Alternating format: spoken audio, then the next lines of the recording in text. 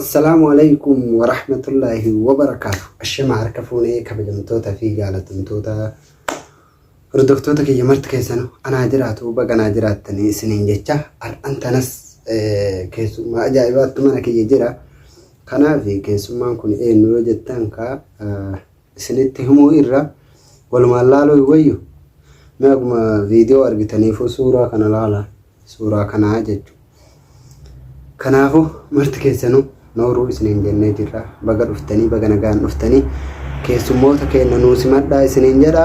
Kanaafuu keessummaa simatu fasitti argama. Isaanillee mana kiyya dhufanii isinillee guddaan haa galatoomaa na kabajanii mana kiyyatti dhufuu keessaniif guddaan haa galatoomaa isiniin jedha.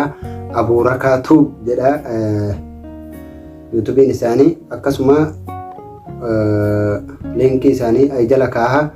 Dhaqaatii mana isaanii like, share, comment, subscribe gochuu hin dagatinaa isiniin jedha. Kanaaf keessummaan har'aa kana fakkaata. Haasawa isinitti hin dheeressu haga sanii kaatee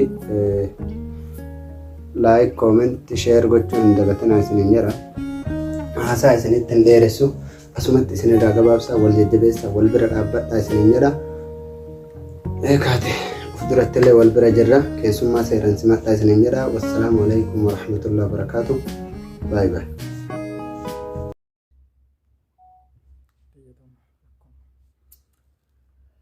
Tole assalamu alaikum warahmatullahi wabarakatuh. Hordoftoota mooyarsi tubee jirra jirtu obboleewwan qaqqaaliiwwan qaqqacaleewwan lafaa dhuftootaa fi akkasumatti immoo dargaggootaa fi shamarreewwan hundi keessanuu baga nagaa taatan isiniin jechaa gaati. Ani gurraachi keessan kurfaan kunoo diimaa obboleessa kiyya qaalii qabadhee isiniif dhiyaadhee jira. Egaati mooyarsi tubee baga gammaddee baga bakka kana geessee isin jechuun hin barbaada. Sila ammaallee miti yeroon jedhu haa ta'u immoo gaati yeromatu haalumatu naamijaa dhabuudhaan galgalumaan farda kiyya yaabbadhee kunooti balbala keetii fi balbala hordoftoota keetii dhaabbadhee jira isin jechuu barbaada.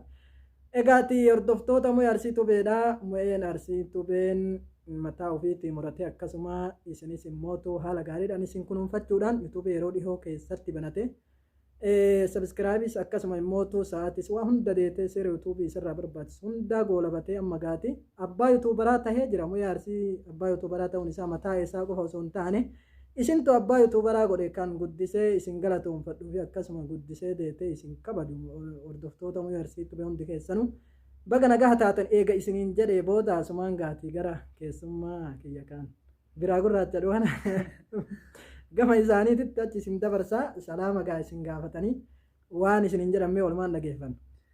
Assalaamu alaikum warahmatullahi wabarakatuh. Kabajamtoota fi jaalatamtoota hiriyoottan kenna akkasuma warroonni hiriyoottan hordoftoota moo'ee tubee baga jiraatanii bakkuma jirtanitti nageenyi kenna kan jaalalaa kan kabajaa kan onnee irraa maddee bakkuma jirtanitti isin haa ga'u isin jecha baga jiraatanii sa'a kana geettan maashaallah hedduu namatti toltanii akkanatti nama jajjabeessuu keessanii fi baay'ee nama gammachiiftanii ammallee akkanumatti itti fufaa isin jenna. Akkasuma immoo abbaa YouTuberaa moo'ee tubee baga gammaddee baga guyyaa har'aa argitee baga haala waan barbaachisu ulaagaa YouTube baga guuttattee isin jechuu barbaada. Akkasuma gara gaati kabajamaadha akkasumatti ulfaadhaadha.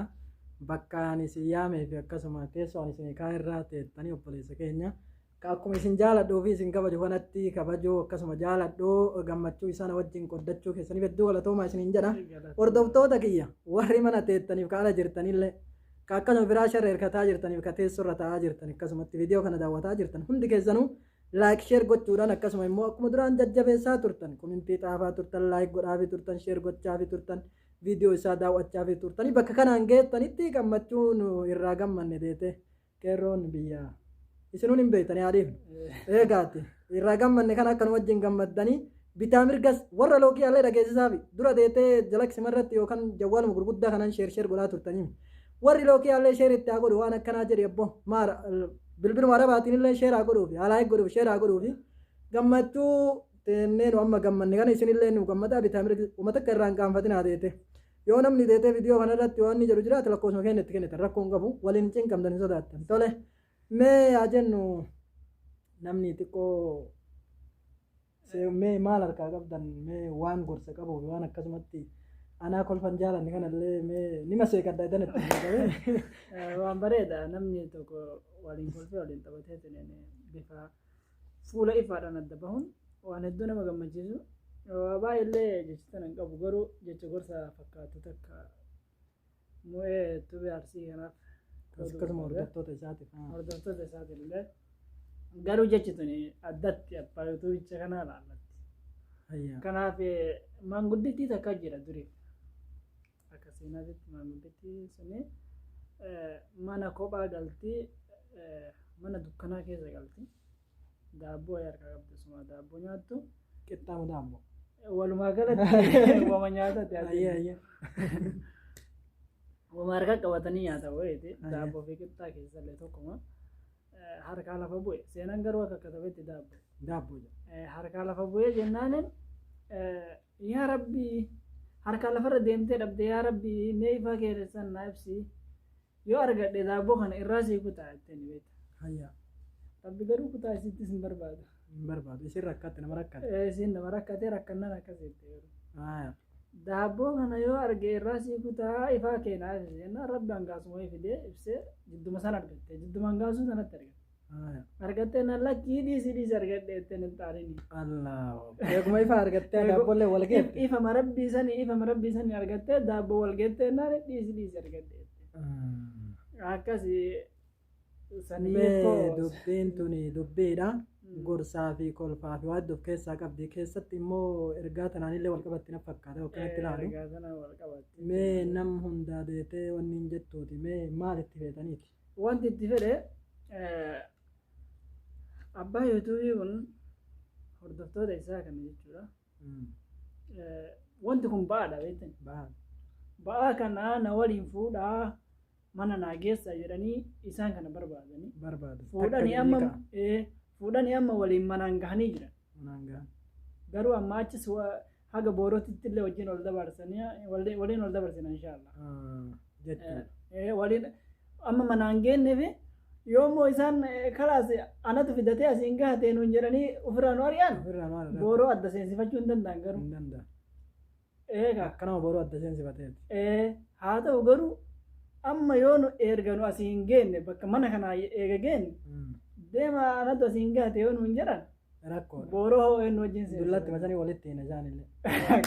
Tole egaa hordoftoota kiyya akkana fakkaate dubbiin amma gaati walumaa galatti muraanni gaaf duraa Mo'ee Arsii Tubee takka jedhee gaafa jalqaba reem yuutuuba banatuun duratti iimeela bananii eega iimeela bananii yuutuuba itti aansanii sabiskiraayib takka jedhee nama godheef wallaahu a'lam ni yaadatanii achirraa kaanii deetee waan kana obboleewwan ofiiti obboleettiiwwan ofiiti hiriyoota ofiiti waliin qoodatanii bakka deetee moonii ta'uu fi yookaan immoo seeraaf hira yuutuubii guuttatuu kana eega gahanii booda akkuma dullatti deetee hangaasuun itti hangaatee qixxaa ofii argattee nagaatti jetteen isan jechuun qabanii amaanaa tana baadhatanii obboleewwan ofii daran kan duraa caala jaalachuu fi kan duraa caala kabajuu fi kan duraa caala ammachuu fi kan duraa caala gorfachuu fi kan duraa caala deetee isaan wajjin kolfanii taphachuun akkasuma manni kiyyas keessan anis Mo'een keessan isinis deetee hordoftoonni kiyya jedhanii wal ammachuudhaan deetee wajjin jiraatuu fi wal kunuunsuu fi wal guddisuun barbaachisaadha waan jedhu gorsa of keessaa qabdi gaati.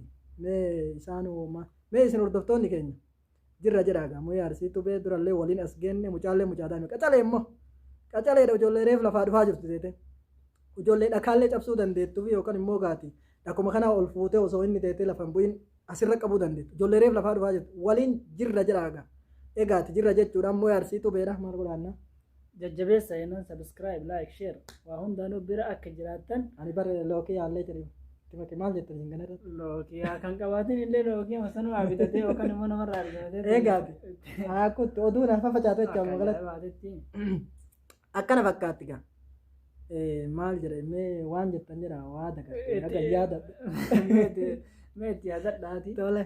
Akkas inshaallah hordoftoonni Mo'ee Tubee baay'ee tokko isin jaalanna. Jajjabeessaanii biraan hin fagaatina akkasuma viidiyoo isaa like share subscribe warri yuutuubii isaa subscribe godhin subscribe. Akkasumatti gaabboleewwan kiyyaa sheerii illee meenaarii isaa qaba. Dubbiitu barmiyoomtu. Barmiyoomuu yoomtu tana nama waan mi'aawu nama harkaa fudhateetu gaachisaan jaalame. Ajaa'iba.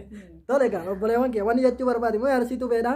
nama ta'ee namni waa dogongorre hin jiru hin dogongoraalle jecha keessatti gocha keessatti barreeffama keessatti viidiyoo isinii dhiyeessu keessatti waan namoomarraa yookaan safuu keessatti oromummaa keessatti amantii isaa keessatti namni dogongoruu mala dogongora isaa kana seeraa feeraan akkasumatti karaa nama cabsuu fi nama deetee nama dura dhaabbachuu fi hamilee namaa dhahuu osoo hin taane komintii jalatti seera gaarii muyaa arsiitu beedduu si jaalanna si qabanyaa ijoollee qacaleeleef rafaa dhufaa jirtu bakka nuu gahii jiraadhu akkasumatti umurii dheeradhu jechuudhaan dogongora isaa san waan akkanaa kana osoo akkana gootee hoo jedhaanii hoo jechuun nama fudhachiisa bana abboo akkas taati kun akkana ta'e safuu balleesse amantii balleesse maaliidhaan deetee dullaa muka moyyeetiin nama darbetina osoo san hin taane osoo akkana gootee bakka amantaa san osoo hima dhiifte akkasumatti bakka safuu san mee bakka sanitti muyaa arsiitu bee waan akkanaa kanarra akkas jechuudhaan muyaa arsiitu bee jechuun kaadeetee abaatii 2-3 yookaan 2 haga baatii 4-5 wal qabatanii achi booda bilookii fi akkasuma walirraa garagaltanii wanta gattan osoo hin taane ijoollee deettee jiru duniyaa tana irratti illee wal jajjabeessitee khayri irratti wal gorsitee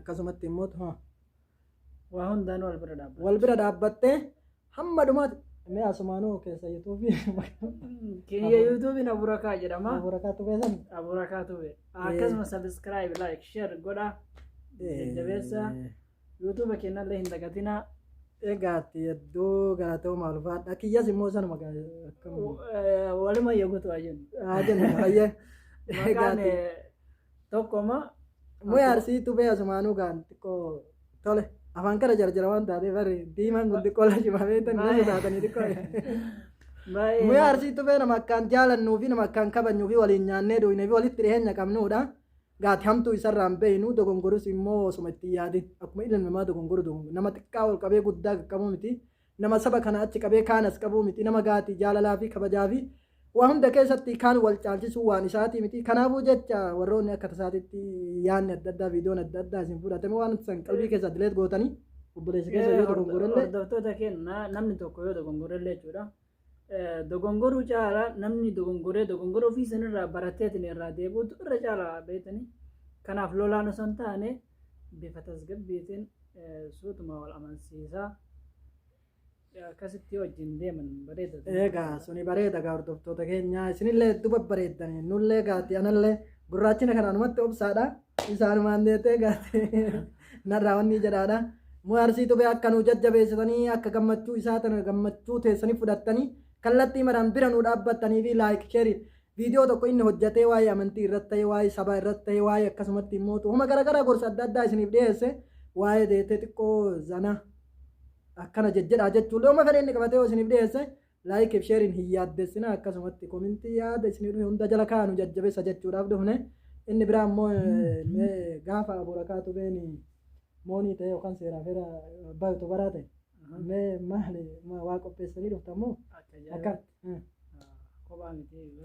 ayyee taate gaanillee achirratti isin haa eegu innillee hin dhufa tole gaa hordoftoonni keenya hundi keessanuu warri akka muyaa arsiitu bee moonii taatanii moowii ta'uu deemtaniif akkasuma seeraa feeraa yuutuubaa guddattanii khayrii facaafataa jirtan hunda keessanuu isinii gammannee jirra bakkuma jirtanitti ka isin beeynuuf ka isin dhageenyeef ka akkasumatti immoo isin hin beeyne hundumaa hogaatii walumaa galatti sabaaf amantii fi lagaa fi baddaa fi kutaa oromiyaa deetee 11 wal qoodoo osoo hin taane hunda kutaa oromiyaa keessatti jettee ija bitaatiin mirgaa isin godhannee isin gammannee jirra isinis immoo gaafa gaati bakka nu ga'e bakka isin geettan kana aburaakaatu beebi akkasuma immoo garuu asumaan ammallee dhaamsawee gaafii qaba itti cabsa aburaakaatu bee kana kunoo biyya keessa namni maqaa arabiffaa qabu jechaa jiranii mee maqaa arabiffaa kana akka biyya galla maqaa arabiffaa kana kaa akki goonu arakaan kun maali isina maqaa arabaati maqaa araba maqaa deetee uummanni islaamaa wayii amma fakkeenya rasuulli rabbi alayhi salaatu wassalaam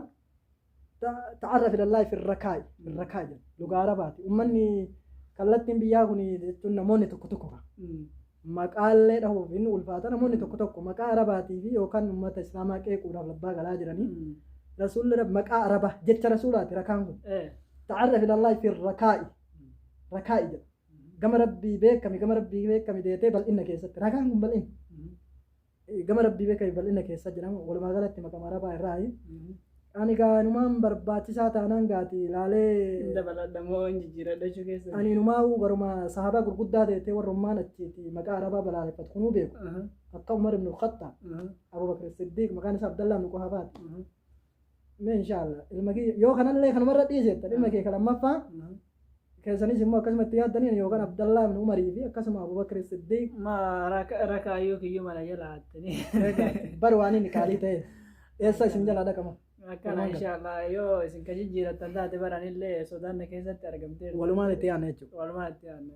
Tole egaa hordoftoota keenya wanni dhaammannu maaltu jedhamee jaalalaaf kabajannu tura malee. Jaalalaaf kabajaan akka nu turan itti dhaammannaa akkasuma immoo akka nu jajjabeessanii durallee takka jettaniitiin asiin isa geettan amma achillee itti jajjabaadhaa waan silaa barbaachisu hundaan bira dhaabbadhaa isin jechuu barbaanna akkasuma inshaallah.